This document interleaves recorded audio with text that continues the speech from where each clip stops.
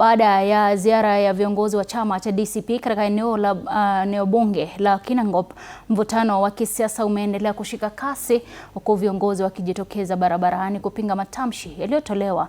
Waandamanaji wamesema kauli hizo zilikuwa za uchochezi na za kudhalilisha viongozi walioko mamlakani, wakisisitiza kuwa kila kiongozi anapaswa kuheshimiwa kwa mujibu wa mamlaka aliyopewa na wananchi. Wakazi hao wamemtaka kinara wa DCP Rigathi Gachagua pamoja na viongozi wengine kuachana na siasa za migawanyiko.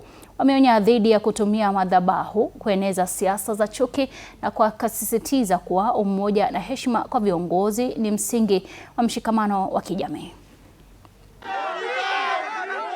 Wakazi wa eneo bunge la Kinangop wameandamana barabarani wakilaani kile wanachodai ni vitisho na tuhuma zinazoendelea kuelekezwa kwa mbunge Kwenyathuku pamoja na viongozi wengine na viongozi wakuu katika chama cha DCP. Kile naona tu na nitaendelea kuona ni matusi. Maandamano haya yanafuatia ziara ya kinara wa chama hicho Rigathi Gachagua aliyofanya katika eneo hili Jumapili, ambapo alimshtumu mbunge Kwenyathuku pamoja na mwakilishi wa kike Faith Gitau, akidai kuwa wawili hao walihusika kwa kupanga na kutekeleza visa vya vurugu wakati wa kampeni za uchaguzi mdogo wa Olkalau. Wewe mama kaunti umetumiwa na Kasongo kuangaisha watu ya Nyandarua. Wewe Kwenya umetumiwa na Kasongo kuleta wakora kunajisi ya kina mama wa Olkalau.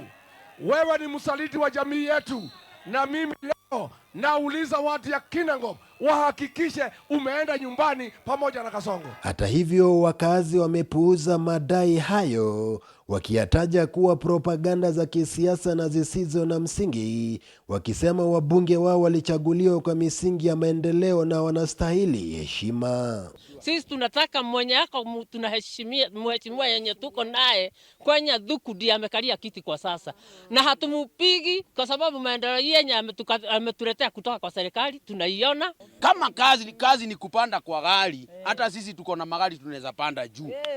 Lakini sisi mambo yenye tunataka ni maendeleo. Vilevile wamemshtumu Gachagua na viongozi wenzake kwa madai ya kutumia majukwaa ya makanisa kueneza siasa za chuki, huku wakitoa wito kwa viongozi wa dini kutoruhusu madhabahu kutumika kwa siasa zinazoweza kuzua uhasama baina ya waumini. Kila Jumapili ni kutukana, nashindwa kama unakuwa good example kwa vijana wenye wako wadogo, na wewe hata wewe unasema ati wewe ni kijana mdogo. Aidha, wamewataka viongozi walio mamlakani katika kaunti ya Nyandarua kutoyumbishwa na kile wanachodai ni shinikizo za Gachagua wajiunge na DCP.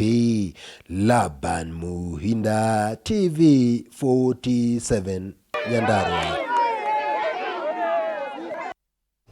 Shukran sana Laban kwa taarifa hiyo.